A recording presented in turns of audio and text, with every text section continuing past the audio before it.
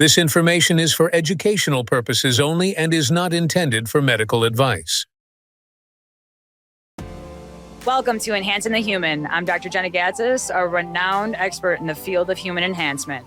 I've spent decades of my life exploring all aspects of human health, which has allowed me to take people from extreme injury and disability to peak athletic performance. I use cutting-edge advancements, breakthrough technologies, and scientific insights to push the boundaries of human capabilities. The human body is able to do so much more than you think. Let's start enhancing the human.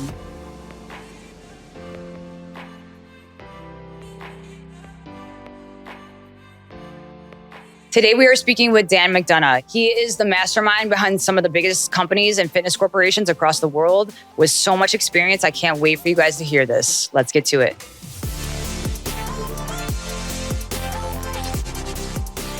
Thank you for being here, first of all. Absolutely my pleasure. So tell me a little bit about, because I was just reading your bio, and I was just mentioning to my staff that I love reading people's bios because even though you've known someone for a long time, how long have we known each other now? I can't even remember. I feel like COVID took a lot of our life. Yeah, it's probably been almost a decade, I would say, since we first met. Way more over definitely 5 years. Yeah, for sure. Interesting. 100%. That's hilarious. Yeah. And you're here for a convention where you're speaking. You've now been speaking for, it's one of the biggest fitness conventions around. Just in the IDEA World Health and Fitness is kind of the gold standard that happens once a year in the group fitness and personal training domain, right? There's great conferences like Perform Better, NASM puts on, but they're very specific. So if you're in the group fitness and kind of personal training end of the industry, this is where you kind of come to gather and learn. And I remember prior to COVID, you'd have 10,000 delegates show up and you'd have 200 people in your sessions, right? Last year, 30, right? So just kind of looking at where people are valuing their time in this industry.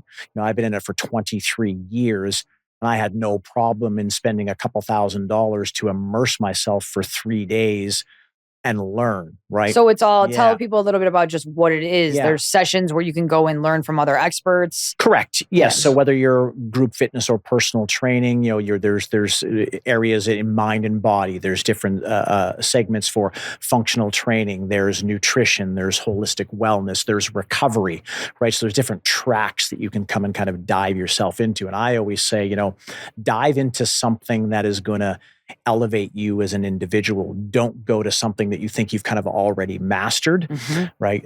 There's a saying that I heard somewhere, not quite sure where it came from, but if you're the smartest person in the room, you're in the wrong room. Right. When it comes to learning and growth, right? I do believe that you should surround yourself with like-minded people, but if you're in that environment all the time, no one's ever going to challenge you. Right. Right. So you've got to surround yourself with individuals who think differently, but also kind of have the same ultimate goal in mind, and that's making people better, right?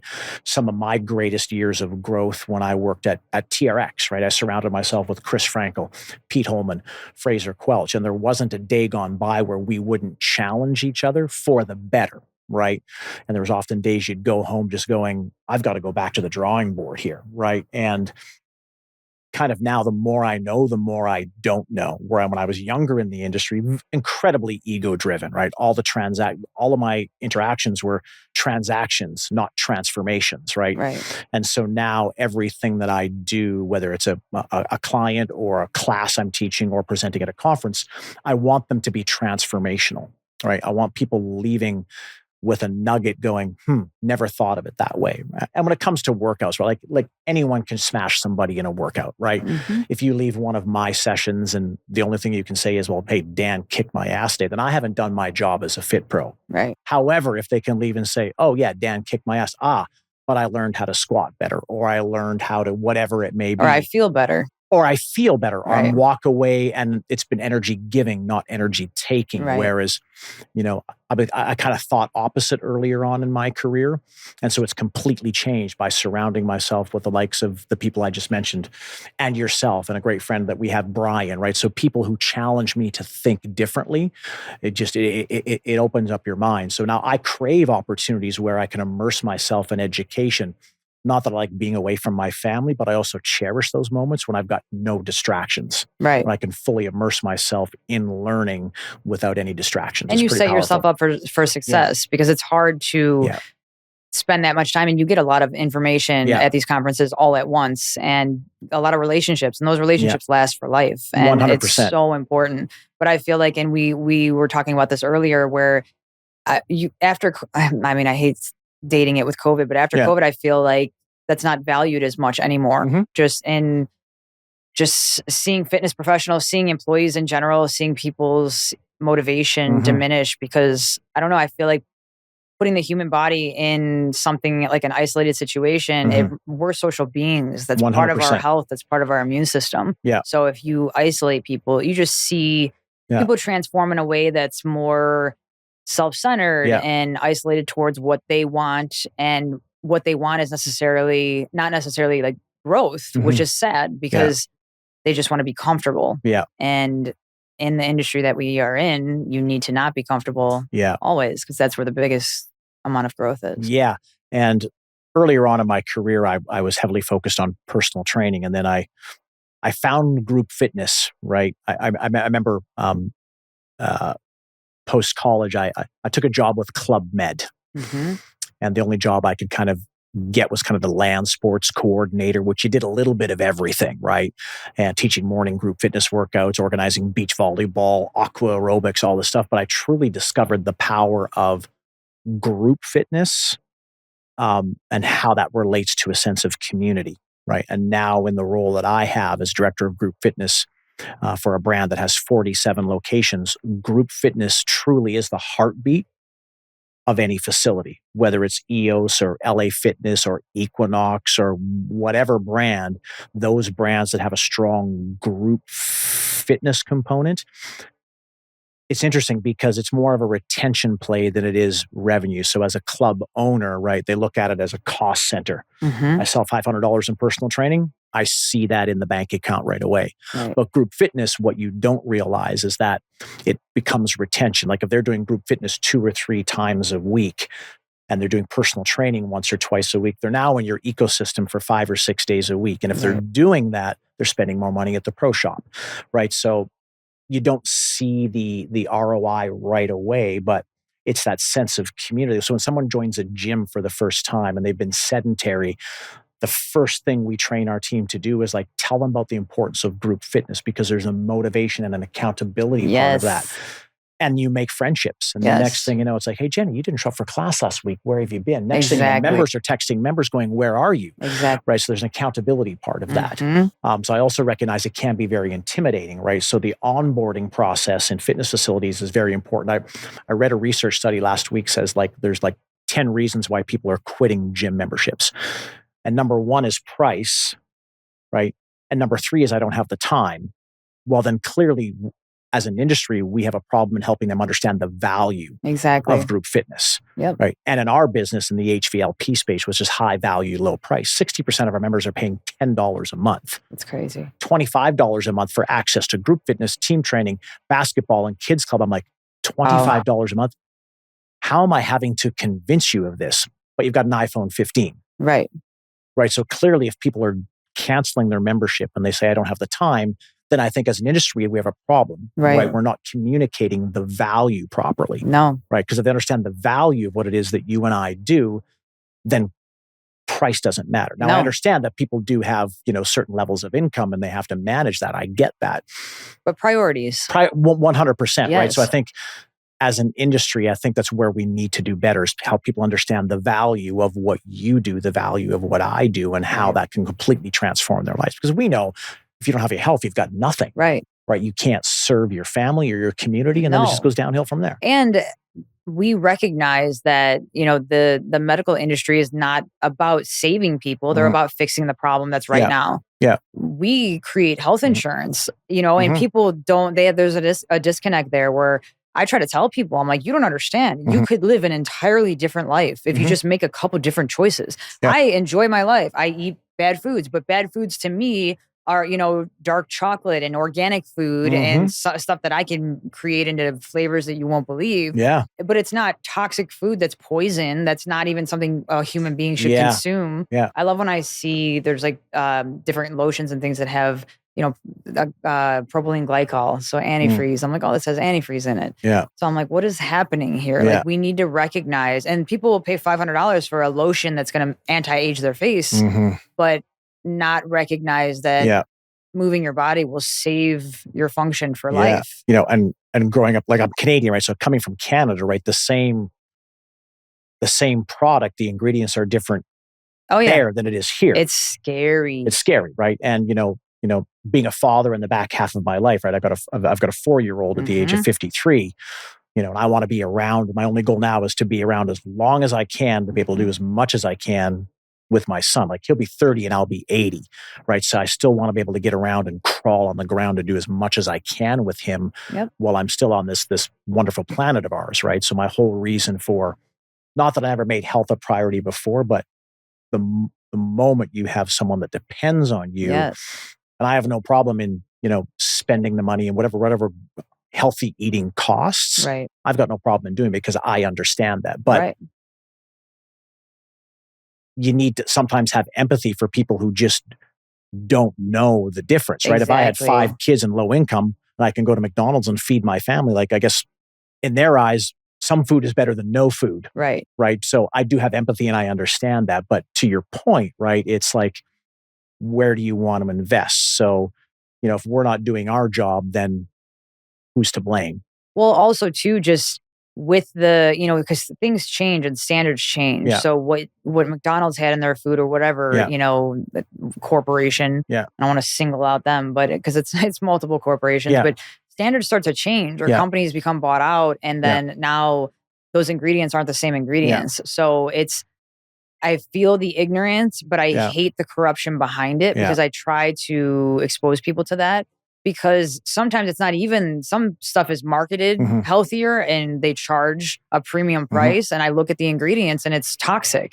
So a lot of times it could just be an education thing where you're training people how to understand ingredients because the market and the corporations are trying to trick you otherwise, so it's really sad actually. Yeah. And I think the older I've gotten, right, the more sense of responsibility that I feel for that. And it's pretty, I don't know how you feel about this, right? But at the end of the day, sometimes our own head is the worst place to be, right? And like you want to change the world, right? And you want to make a massive impact, but like there's only so much of you to go around. Exactly. And how do you expend your energy, right? And where do you want to spend that, right? And you've got your clients from sunrise to sundown, and at the ultimate day, that's who you need to serve. And you're hoping that those 8 people you see that day are going back to their homes and that ripple effect, right? That's all we can hope for, right? But I do feel the pain and wanting to do more and the frustration of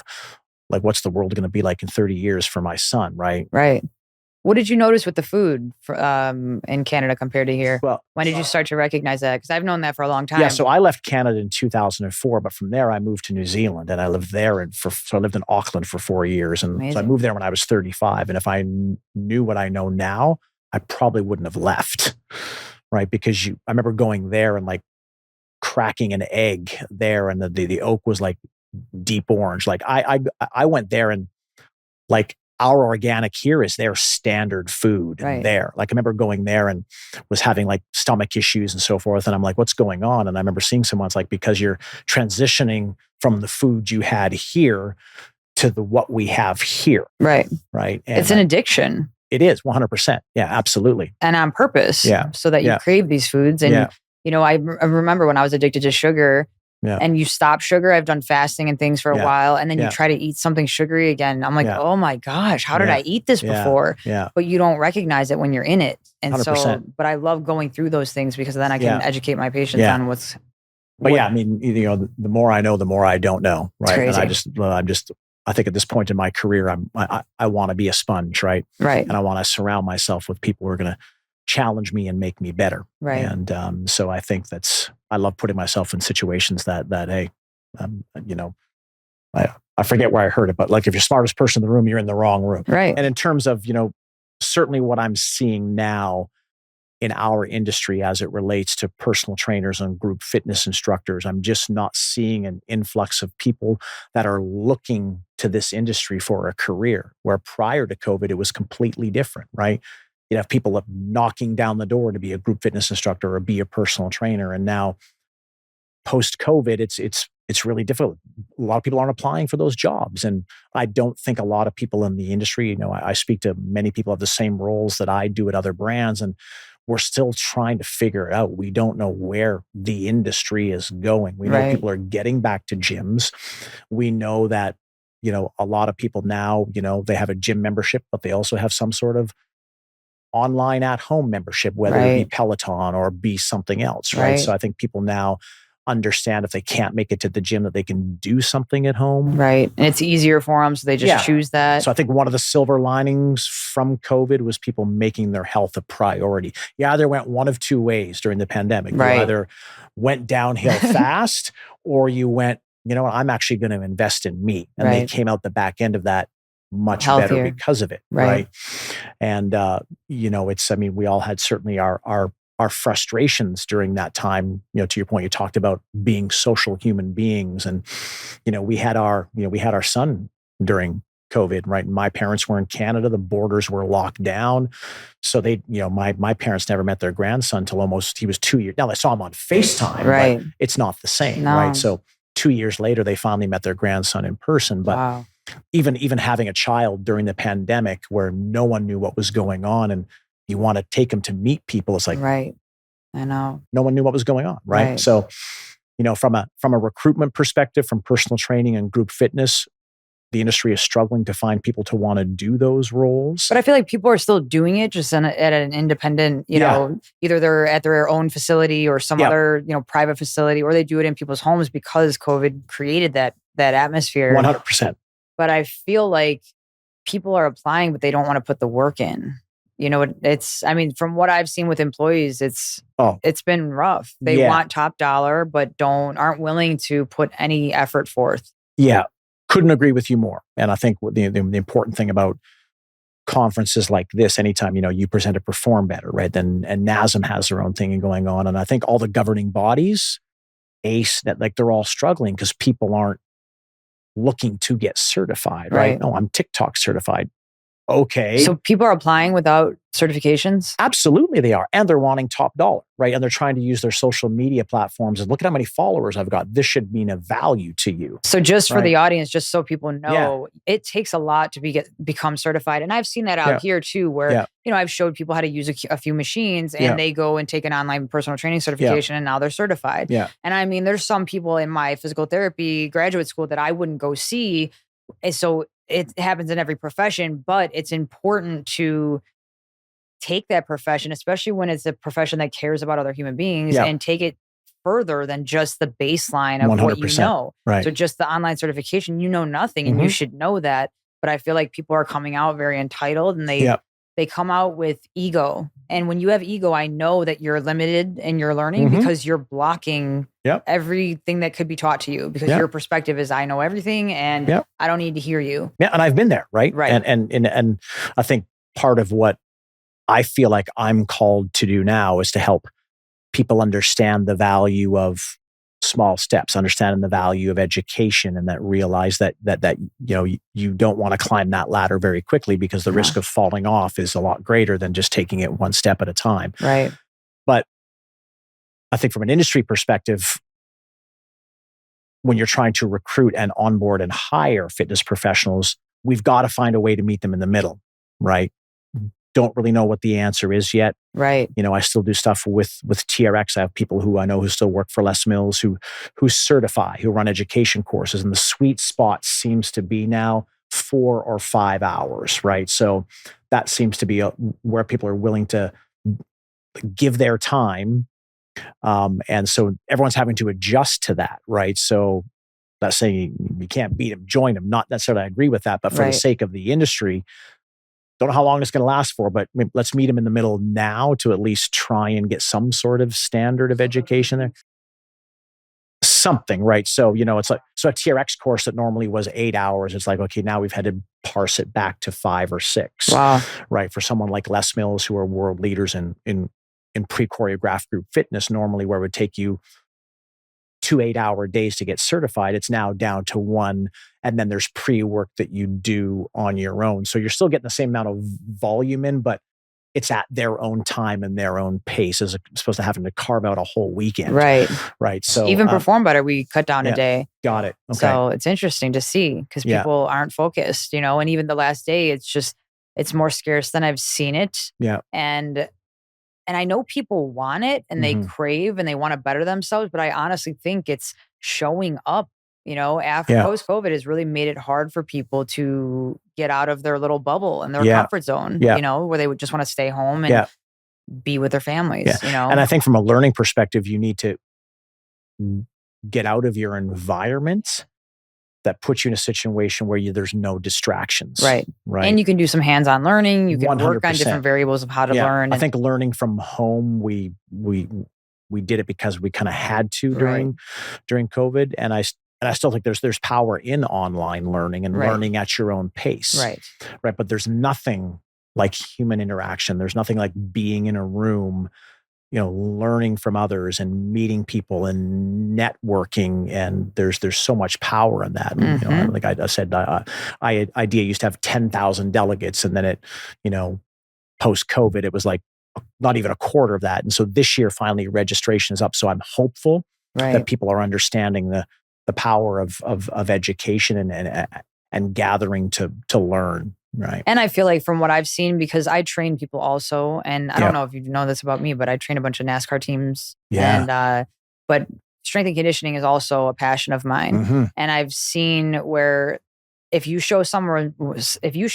results, they don't care what they're doing. So we have to be better about educating people, because 100%. These trainers out here, people are like, I feel like crap when I work with them. Like, why does this injury flare up? And I just worked with them one day out of, I haven't seen them in 2 months. And I'm like, because they're overtraining. I don't say anything negative about anyone. I let them create, correlate everything and recognize what's going on. But I just give them the facts of what's happening. Yeah. If you worked out for the first time, you haven't in a while, and you were in your neck the whole time, if you were breathing too hard and you couldn't tolerate the conditioning aspect of it, you're going to compensate, start clenching your jaw. Yeah. Your ears are going to start ringing. Yeah. So it's just important to recognize, because I know I have the same mindset too. We want to just kill everyone, but it's so important to understand what you're doing and why you're doing it, whether it's simple things or intense things. Yeah. And my philosophy on that certainly has changed, right? I want people leaving any time with me with more energy than when they came in. Right.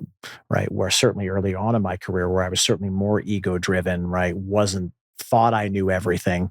It was different, because I thought that if they equated high intensity and having to haul themselves out of the fitness center and then, couldn't get out of bed or walk properly the next 2 days, I equated that with success. And I think I think a lot of people still equate that to success. Many people do. Right? Many people do. Right. But if you can't get up and do what you need to do the next day because you're so damn sore, then there's a problem. Right. And whose fault is that?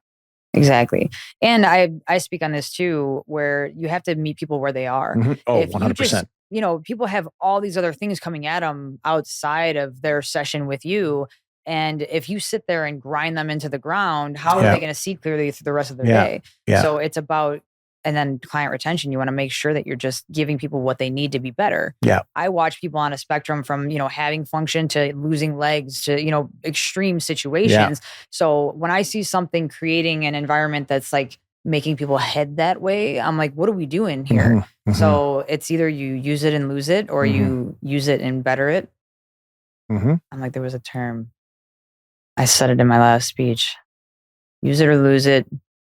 Use it and improve it. There we go. Okay. I love that. That's great. Yeah. You see, because if you don't use it, your brain shuts things off. It literally stops firing to those nerve outputs, and it diminishes the signal, and then you start to lose your function. So we can't just grind people down into where they can't move, because then they stop moving. Yeah. And I think when I spent my time working at Under Armour for 5 years, that was when I knew the importance of recovery, but that when we built the Athlete Performance Center in Portland, Oregon, and that was designed for all of our sponsored athletes, Tom Brady, Steph Curry, all of those, built it specifically with sleep pods, far infrared saunas, like the Juve panels, all of those stuff, right? And truly understanding the importance of, because all these pro athletes would come in and they have the worst movement like, they're very good at what they specifically do, but getting to do an overhead squat and do some sort of assessment, like,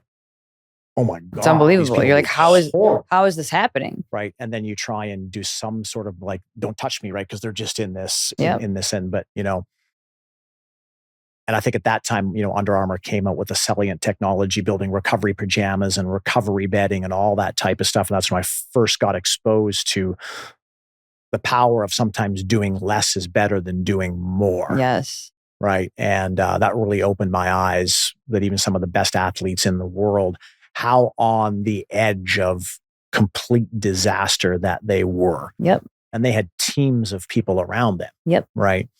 And so working with those type of athletes, it's like you have to build trust with their training team before you can get anywhere near their athletes. Right. So quite often you're giving the information to the trainer and saying, this is what we would recommend. Whether they do it or not is completely up to them. But it was really amazing at how the top end athletes. And I think now the importance of sleep. I mean, everyone's talking about it, but we were talking about the importance of sleep and all that type of stuff like in 2016, 2017. And now it's a household thing. Everyone is talking about it, which I think is great. But those were probably the biggest growth years for me from a athletic performance perspective, on just the power of investing in recovery and movement quality, and just doing a self-reported questionnaire on, if you have the access to technology, great. Sometimes you just got to sit down and say, how are you feeling? Exactly. Right. And then by asking specific questions, how are you feeling? Well, I feel bad. I got 5 hours of sleep last night. I'm sore in my back. Okay. Like just by simply asking those type of questions can really dictate what that session might look like today. Right. And so something, the best programming in the world written out on paper, but at the end of the day, it's like, if they walk in, like the best, I don't know where I heard this, but I think it's great, right? The best ability is availability. How available can I make you today to do the things that you love to do? And I think if every fitness professional came at it from that perspective, whether it's a group fitness scenario or a one-on-one strength and conditioning scenario, it's like, how available are you today? And no one knows that better than you, right? With the stuff that you do, because I don't have function, I can't do anything. Right. So I think there's more awareness around that now, but I still struggle in our industry from a group fitness. Everyone wants HIIT. They want to be in, they want to be out in 30 minutes. I feel like it's every industry, because people feel, and people are ignorant, the clients or patients, they want to feel like they're doing a good job and like they're putting effort in. So they feel like that delegates with my experience, I'm like, no, you have to fix A, B, and C first, which doesn't require a lot of movement. It's going to be hard though, because we're training your brain to move differently, and it's mental gymnastics is what I call it, because it's exhausting, and people get so mad, they hate me. I'm like, remember when you used to hate me? and they're like, I did. Why was that? I'm like, your brain was resistance to growth. We went beyond that. But it's so important to give people that, because that's what they need, and that's going to help their function for the rest of their life. And help them understand it better. So physiologically, you see people's coordination diminish when they have I'm like, what's going on in your life? Oh, I fought with my wife today. Oh, this happened. I traveled and I didn't get any sleep. So you start to put those things together and you realize they can't coordinate. You look at all the research on it. Their reaction time is slower. So why would we give them agility workouts that day? So absolutely, because then you're training their brain to move inefficiently and incorrectly. And that's where it's important to recognize that. And if you're not available and if you're not versatile in what you know, and you just have everyone do the same things, then you're gonna wind up hurting people. And I love what you said there about, cognitive learning and skill acquisition, right? And from a retention perspective, right? I'm tired, didn't eat well. All right, let's do box jumps. Let's do ladders. And then they're not successful. No. And they feel like they're a failure. Yes. And then where's the retention in that? Exactly. Right? You're making the person feel horrible inside. And if it is a lot of times I see with my men, they failed at that, and then they can't do this, and they feel so horrible, and they're being yelled at, and you just see when a guy can't do something, it really gets to him. And I'm like, no, it's not that you can't do it. We're just going to modify right now, and then they, they see themselves get better and better, and then they feel differently. But having the confidence within themselves, I've seen people crushed by not being able to have their function, and it's sad. It's really sad. And bless you for being able to do that, right? That's one thing I miss about the whole one-on-one journey is that you have time. Yeah. From a group fitness perspective, right? Like you may get someone that they're on vacation and they drop into a class and you may never see them again, right? So I try and help my instructors understand the power of being in the moment and being able to create the best possible experience that you can for anyone that might drop in the room, right?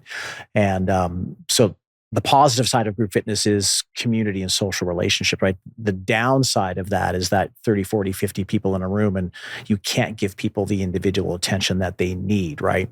But I feel like with what you do, you do that because what do you teach your trainers? You're able to read body language better. You can 100%. See when someone comes in and they look down and they, and you start to give them a little bit more energy or compliment them in a certain way. And I know that lights up someone's day and that has that ripple effect. So I guarantee and I've seen you do that before. And so I think that definitely comes with experience and expertise, right? But like, how am I trying to say this? It's like, and that's kind of one of the, it's very simple to someone like you and I who've been there, right? It's like, all you have to do is look around the room. Yes. Right.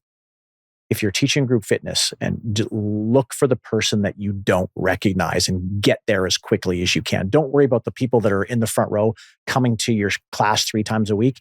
They're good. Right. Right. And they feel comfortable. They've been 100%, there. They're working with less stimuli. But that person who's just got the confidence to get off the couch. Right. They've just got that membership and they're scared already. Yep. And they drop and they go to the back corner. Right? So overwhelmed. That's where they go. Yep. Right. Because they don't want to be seen. Right. Exactly. So that's why it's like the simple things in my world is right. You arrive early, you set the scene, and you're there to greet people. It's very simple formula. Yep. Right. You're always going to run late for traffic or whatever. Right. But it's like, if we don't make that a priority and we lose that one person, like that's who we need to be worried about. Right. Right. Is those people who've just gotten the courage to, and that's where from my world, there's got to be a connection between the people at the front desk and the people who are delivering the PT sessions or the group fitness sessions is like, hey, Dan, this is Jena. This is her first time here. She's taking your class. She's never done indoor cycling before. Jena, thank you for being here. Let me help you set up your bike race. So there needs to be that handoff in the club world. Right. So we don't have that cancellation of memberships or that excuse of, I don't have time. Because then if those are the excuses that, and now grant, like a gym membership and the price may be a make or break for someone. I understand that. But if we do a good enough job at talking about the value of that investment, then hopefully people, I don't have the time and I don't have the money. Well, right. If you understood the value, you're going to make the time and I don't care how much I have to invest. Right. But so it's an education thing. It really is. If we've done our job and we've educated them and then they make that decision, well, then we can say, hey, well, we've tried. But if we haven't helped them understand the value and there's that breakdown, right? That onboarding of a new member, in my world, it's like any habit you're trying to either stop or do. 21 days, right? Like, here's your journey for the first 3 weeks when you join this club. You need to do these 3 classes of group fitness, something that's strength-based, something that's mind-body-based, and then something that's low impact, right? So 3 different experiences. You need variety. Holistic health, right? You should be seeing a PT a couple times a week. Now they're in your ecosystem for 5 days a week, right? They're going to spend more at the pro shop. And that's where retention goes up, because in the group fitness world, often you're looked at as a cost center, not from a retention perspective. So those people in upper management who understand the value of, what that group fitness, part of the business is, right? It's like you want them in your ecosystem 3, 4, 5 days a week, and they should be doing a little bit of everything and not a lot of one thing, right? And some of our most successful people in our clubs are those hybrid instructors who do PT and group fitness. Because I always tell, if you're a personal trainer, ever thought about doing small group training, right? You'd be great at this, right? You know how to move well. You're a great engager. You've got a great personality. I guarantee you start doing team training twice a week, you're going to get clients out of that. It's going to build your business, right? And then doing this, your clients are going to follow you into group fitness. So now everybody's winning, and your skill set as a PT is going to go up because you're forced not to like spend 2.5 minutes on one individual. You've got 5, 10, 30 other people in the room that you've got to work with. And it's huge. It's such a skill in itself. 100%. You see them get distracted with themselves. Even working with groups, like when sometimes I work with patients where they get to the point where they start working out. Yeah. And then we do stuff. Some people pay me to go to their houses. Their cat comes in, everyone's distracted. It's a whole art to train one person, let alone multiple people. I've heard of goat yoga, but never done it. Oh, trust me. I love goats. The way they headbutt, it's unbelievable. But yeah, that's same thing. That's you mentioned cats. I don't know why I went to goats, but goats are the best. I love goats.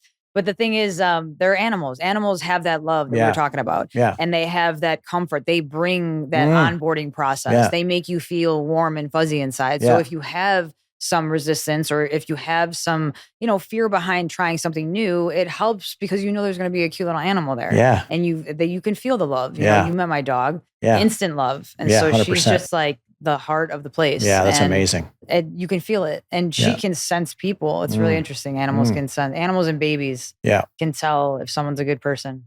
Absolutely they can. But it's that light and love in all of us. And so it's just like how you coddle people and you make them feel comfortable so that they can, get to their full potential. Mm-hmm.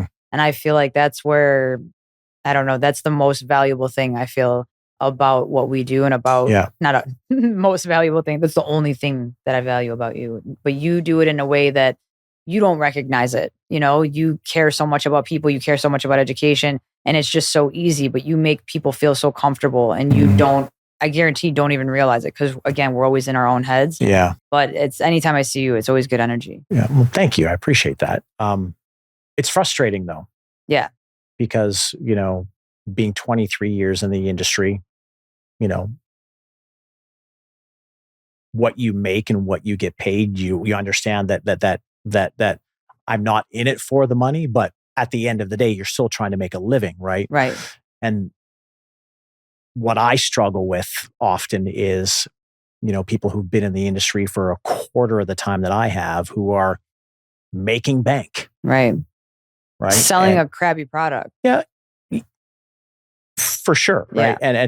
But I also understand that times have changed too, right? Like, I'm actually proud that in the peak of my career, when I was kind of 35 years old, when I was on the road doing group fitness around the world, I was in live group fitness at its peak. Yeah, right, where you would get, go to conference, you'd have 200 people in a spin class, right, where some of those skills of being to interact and teaching large groups are something that I've been able to take with me wherever I've gone. So, right, live group fitness, it's just not what it used to be. And I understand that, right? Because now you have Peloton and you have on demand and all this type of stuff. So I hope and pray that the power of group fitness does come back and you see large groups of people gathering for fitness, and you still see outdoor events that do that really, really well. From an in-club perspective, brands are building smaller rooms because they realize the capacity is just not needed to be there anymore. But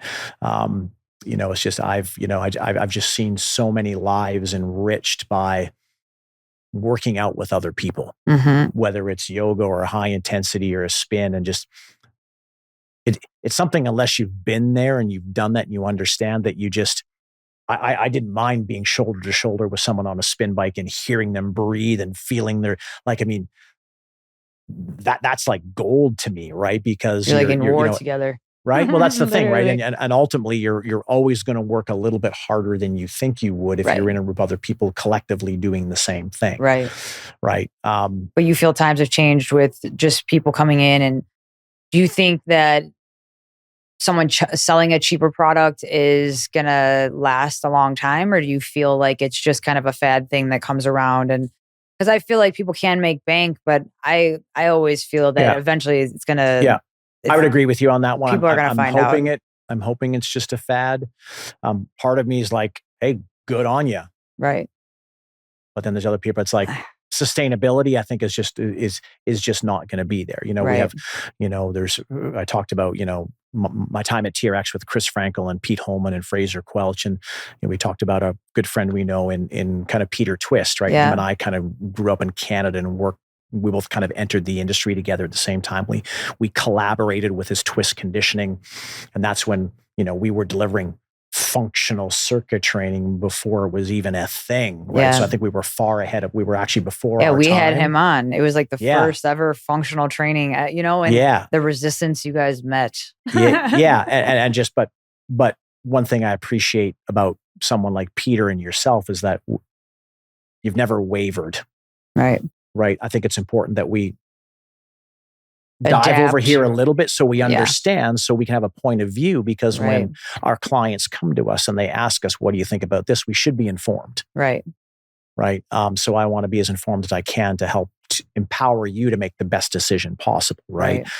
That's obviously where I believe like my calling is now, right? Is to break down barriers and empower you to make decisions that are going to make your life better. Right. So you understand, not doing it because I'm telling you to, right, but understanding the why. So you go, you know what? I understand why Dan or Jena is doing this with me, right? So the different level of consciousness, right? I think it's important for us. And the more I learn, the more I don't know, right? And I'm more open to learning now than I have ever been, even after 23 years in the industry.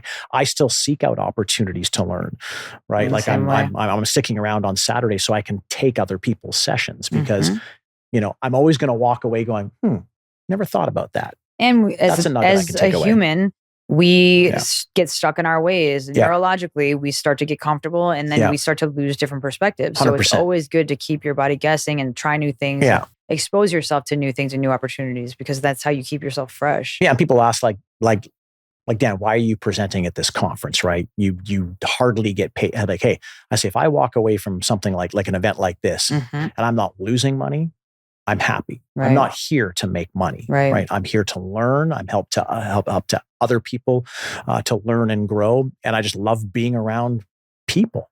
100%. Right? And that's, but what I've seen with people like us, we vilify ourselves for making money off of products or things that we refer people, and I used to be like that. I used to be so hard. Like I can't do that, but I would never put my name on something that isn't helping 100%. someone. So then why that, and that person that I'm giving it to would want me to benefit from this, because it's a win-win situation. So I started teaching people how to be better at the business behind what we do, because you can give people without having to take from yourself.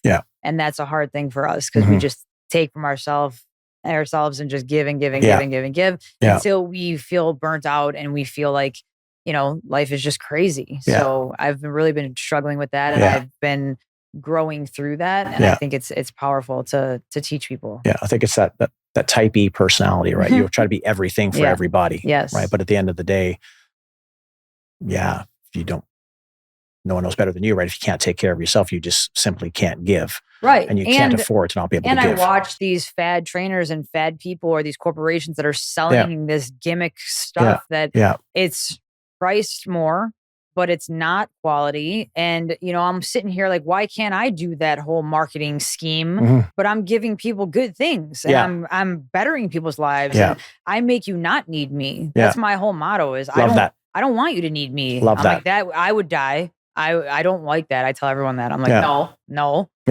I'll make you not need me. And then if you do need me, it's more of a luxury where you're bettering yourself so much. And you see people make their own decisions. And I'm like, oh, look at you. That was a good choice. I was stressed out, so I did the foam roller for 5 minutes. I feel so much better. My whole day was different. I was breathing differently. I'm like, see, that was you that made that decision. And like recognizing those little wins for them, so that, you can help people be better, but also you're not taking from yourself. Yeah. I love that. I think that's a great perspective. I want you to not need me. That's because I feel we get caught up too in explaining ourselves to people, because we're trying to convince people about their health.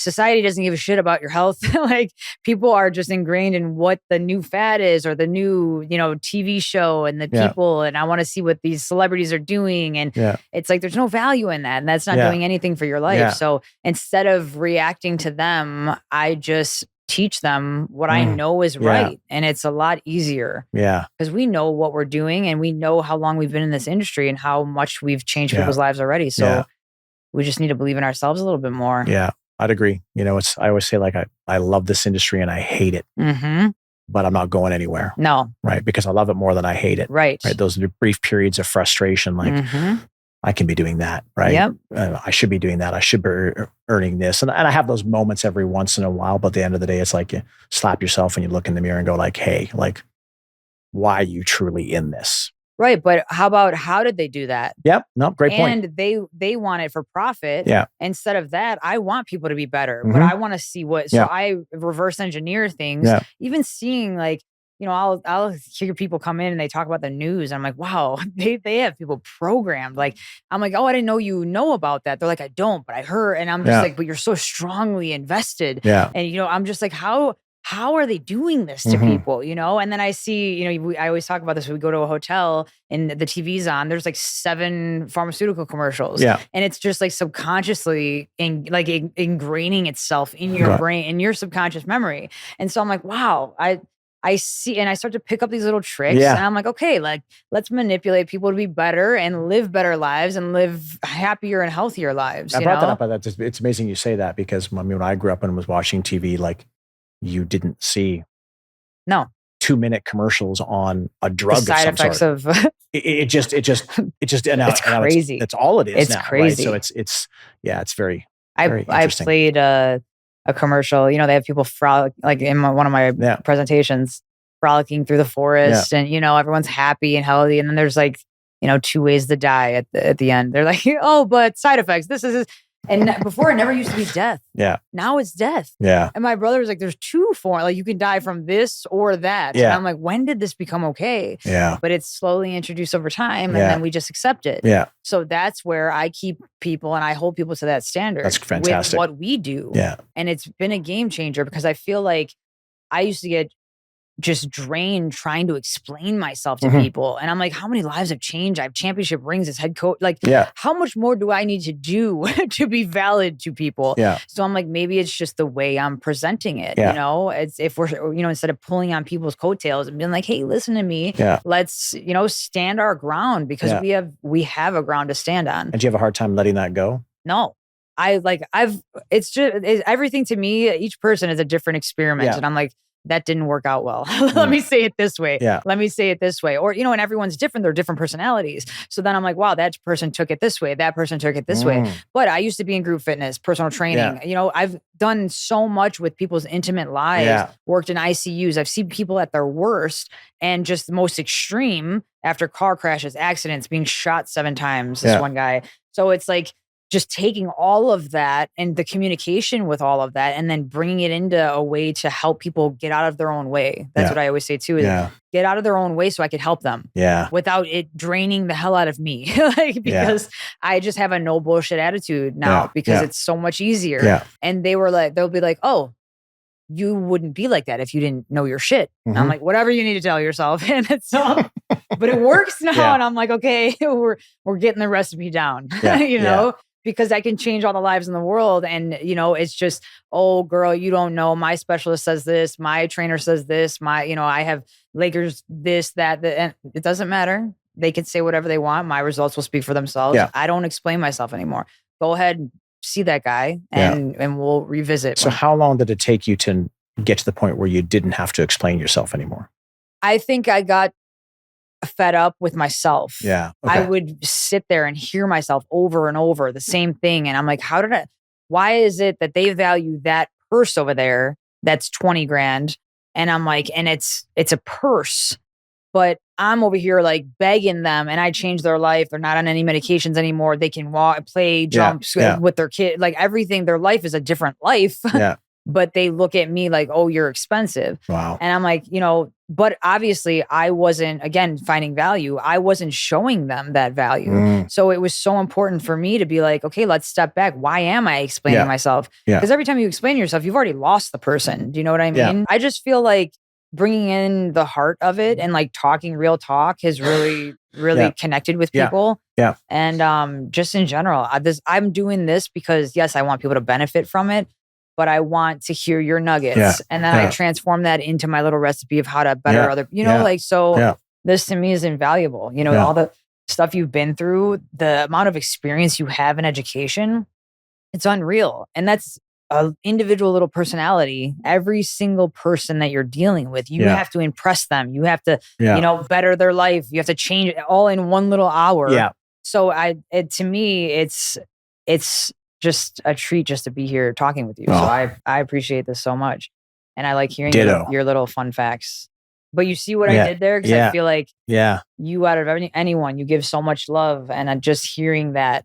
I try to teach people this all the time because we give and give, but we don't come from a business side. Yeah. I don't know business. Like, I don't sell things. They just sell themselves because it works. Like, I don't need, this is the science. And I wouldn't put my name on anything if it wasn't something 100%. That's quality. Absolutely. So I'm not a salesperson. I just give you the information. So I think I started looking more at the business side of things. And that's interesting to say that, because I always said, I'd be I'm not a membership salesman. I've never be a car salesman. I've never been in sales. No. Right. But how I sell something is by delivering an amazing experience. Right. And once that experience is done, it's like, I don't know what happened there, but I don't want to lose it. I don't want to be without it. Right. Right. When I worked at TRX, when it was becoming very mainstream, right? And Randy brought me on to kind of democratize the straps into a group fitness perspective, right? Been validated in the military, athletic performance, physical therapy, but it's like, I don't know how to democratize this for the globe. So the peak years of TRX, like 2012 to 2014, right? Educated thousands of people across the globe, right? Mm-hmm. But you were tied to an authentic product. Right. Right. And I think, to yourself, you want to surround yourself and align yourself with businesses and products that are authentic, and then you would wholeheartedly use yourself. Right. Right. And I think that's, I've always chosen to associate myself with powerful brands. There's many times I've thought about going out on my own. I don't know why I haven't, but I've had great growth and great learning by being associated to great brands like Les Mills first, right? The world leaders in group fitness.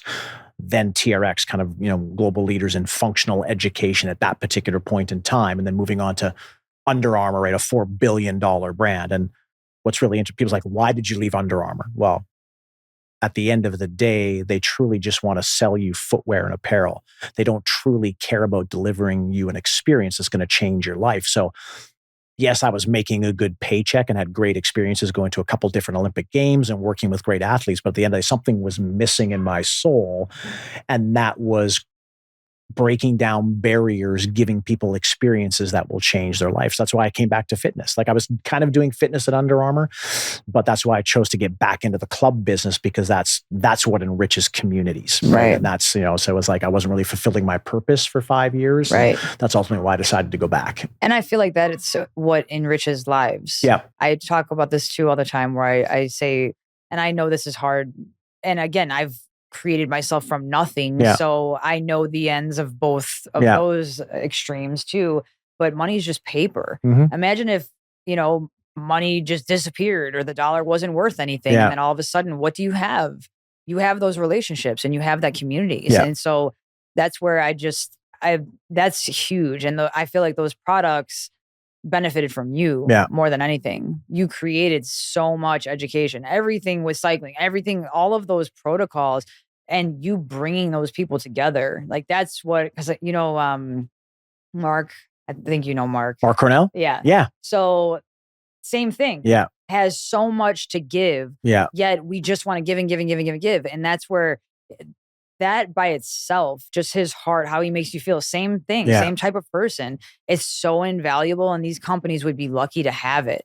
And so that's where I feel like we undervalue ourselves because we think it's so easy, and it is easy for us because we've been doing it for so long, but not a lot of people can communicate to people like that and bring people together and then put that education together like that. You've learned that over time just with your experience, but it's invaluable. Yeah. But I feel like, and then you just leave and you're just like, all right. But now I'm like, okay, I want a percentage of that. Yeah. Like setting that up where I'm like, okay, if you want this, I want this. NASCAR wanted me to quit grad school. Yeah. And I was like, if I'm that good, you'll wait for me to graduate. I had a year left. Yeah. And they waited for me to graduate. It was my first job outside of school. And I was like, thank God I did that. Because I mean, it feels so good in the moment that quick fix or that, oh, this could be it, but you're not creating the value within yourself and you're not establishing it. Just like you said, it's a harder ladder to fall off of and crazy. But each decision could have been crazy and a complete different thing. But there are 2 questions I ask everyone. And it's just from your experience, what you feel. It doesn't have to be too crazy. But if you were to give your younger self one piece of advice, what would it be? Certainly in as it relates to what we do. No, anything. I would have, okay, great question. Well, so both? Yeah, right. I mean, I think as it relates to what I have in my career or this career, I certainly would have immersed myself in education a lot quicker, right? I would have sought out mentors earlier and understanding the power of that. So the people that I work with now who are just entering the industry, I try to tell them the power of education, seeking out a mentor. And a mentor is someone obviously who's, it does kind of relate to age, but expertise and experience are 2 different things. I know people with a lot of experience don't have a lot of expertise. Right. So you're trying to seek out people who have been there and done that and learned from their mistakes. Right. And I love the fact is understanding that failure is actually a positive thing. Right. When we're younger, like you can get really hard on yourself if you fail at something. But I love making mistakes now. Right. Now, all I do is make mistakes. Yeah. I mean, there's a spectrum on that, right? When it comes to health and safety of my child or my family. But as it relates to my career and as an individual for growth and learning, like I love failing and love making mistakes because there's always something out of that you're walking away from. I feel like it's only a failure if you don't learn something from 100%. it. If you block, with your ego so much that you just sulk in the fact that you lost, you're losing, the growth out of it and what you could have learned. So I like that. Yeah. And then, obviously when we're younger, we obviously surround ourselves with people who are energy takers and not energy givers. And so, if I would talk to my younger self, I would have, hopefully understood that earlier on in life and just, but I think it's stages of learning and growth, right? Like it's not until your 30s where you start editing, right? You start getting rid of things that don't serve you, right? In your 20s, you're doing everything and anything. And I think there's those stages of growth, right? True mastery doesn't happen until you're kind of mid 30s or 40s. And if I go back to when I started kind of finding my groove in the industry, I was 35. So those stages of learning, right? When you get into your 50s, you're now mentoring, right? And then your 60s, you're giving back and you're in philanthropy, right? So just trust the process. Trust the process and just, don't be in a hurry and you'll get there and surround yourself with people who are going to be positive impacts and light and love and energy givers and don't be afraid to be in a room with other people that aren't like-minded because I think we often gravitate to like-minded people, which I think is important, but to learn and grow and get different perspectives, you have to be in rooms with people who are going to challenge you and because growth will come from that. Definitely. Definitely. I like that. Yeah. And even the mentors that you don't like, you learn what you don't like. Absolutely. And what you don't want to do. Or there's mentors where I'm like, I will never do that to someone. I can't believe that person made me feel like this. So I would never. So you learn from that too. So it's never a failure. It's always just pivoting your perspective. 100%. I love that. And then the last question is the number one behavior you think will lead to the biggest change in someone's life? Ooh, that's a big one. I think giving oneself grace. Love that. It's true. Right. I don't think enough of us do that. Right. Often enough. Or recognize that. Right. And I think my answer would have been different before I became a father.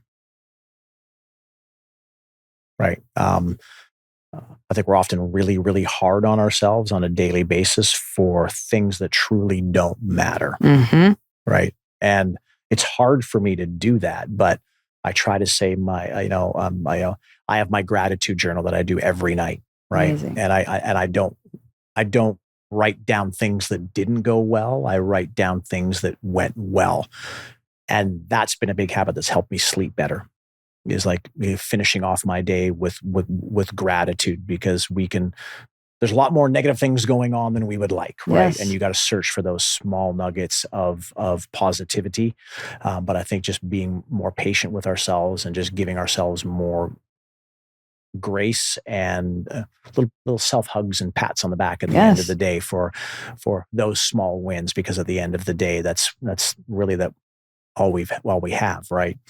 And this whole word influencer, right, which could be a topic of discussion on itself, right? But I remember it's like I got really stressed one day because I applied to get the blue check mark beside my name on Instagram, and like I got turned down. I'm like, oh my God, like I don't have influence. And then besides just slapping me upside the head, my wife's like, really? Like at the end of the day, look at what you do on a daily basis. And what truly matters is the people that you see every day. Yep. Half those people on Instagram you'll never meet ever. So why are you worried about what they say or how they value you, right? And that's I think it's still a struggle because we're an ego-driven industry. Yep. Unfortunately, there's you have to give yourself those wins for sure, right? There's a difference between arrogance and confidence, right? Definitely, right? And I think we need confidence for sure. Yes, but you don't want to be on the other side of that. So just give ourselves a little bit more grace. I love that. I really love that because I watch people do that too. I do it to myself also, but I watch people the way they used to move, 3 weeks before, and now they can, and they're like, oh, I'm doing so bad. I'm like, really? You haven't complained about that? Oh, no, I haven't. Yeah. I'm like, yeah, you didn't recognize that because we're so focused on what I did wrong. And, with all the things that are going on in our lives negatively, if we don't think about the things that we're grateful for, we forget what's good in our lives. And the research behind that, there's so much research on how you restructure your brain when you live a grateful life, when you come from a grateful place. Your brain changes and your body changes, your energy changes. So just being more grateful for things. Yeah, I think how we end the day and how we start the day are critically important. True. Right? Because how we end the day affects how we sleep, and how we start the day affects how those 8 or 10 hours are going to be. And I've tried to make that a priority, right? Like the first 30 minutes of my day are me. I don't go anywhere near my emails or anything, right? Because once I do, like the world now owns me. Right. Right. In order and for you're me to be able to, consumed in the notifications. Yeah, 100%. Right. So what do you do? Right. So, I mean, I obviously my phone is not my alarm clock. I got it nowhere near my bed, right? If I got to set my alarm, it's in the other room, nowhere near that. And I've got better sleep habits now, and I don't need my alarm clock to get up, right? Nice. I've got my wind down hour before I go to bed, nowhere near technology. And if I'm, for binge watching a show like The Boys or something like that, which sometimes I just need to do that to shut my brain off, right? I wear my blue light blockers. So I do everything I can to try and reduce that stuff. Not a lot of people know about that. Oh yeah, 100%. Teaching my 95-year-old about that now. Yeah, right. Even my prescription glasses that I've got when I'm working on my computer have, blue light blockers in them. But I think the way when you end the day and the way you start the day, I think that owning you, that first 30 minutes of the day are critically important, right? Yes. End the day with gratitude, start the day with setting out intentions, right? Goals like your to-do list is not an intention. Right. Right. I intend to walk the earth being a better human being. I intend to have more patience today, right? Give myself more grace. That's an intention, right? I've noticed a massive shift with that owning you in the starting of the day, right? Yep. Hydrating, nutrition, away from technology, away from the news, setting intentions. Yes. The clarity behind 100%. that. So that's been a massive game changer for me. And, unfortunately in the world that I deal with, I try to, with our coaches and instructors, I try to emphasize the importance of sleep, because you can't serve if you don't get that. Right. And I notice a big difference when I don't get that quality of quantity of sleep. So, so it's detrimental. End the day and own the day is what I think is more important. And for the audience, just so they know, the blue light blockers, your eyes have receptors in them. And if you do not shut off the technology, it senses daylight. So after 6 p.m., actually the research says, because we're supposed to wind down about 6 p.m. Our eye sensors start to notice that the sun is setting, and so we start to wind down and produce melatonin. If you're facing an iPad or facing a phone, your brain thinks it's daytime. Cortisol.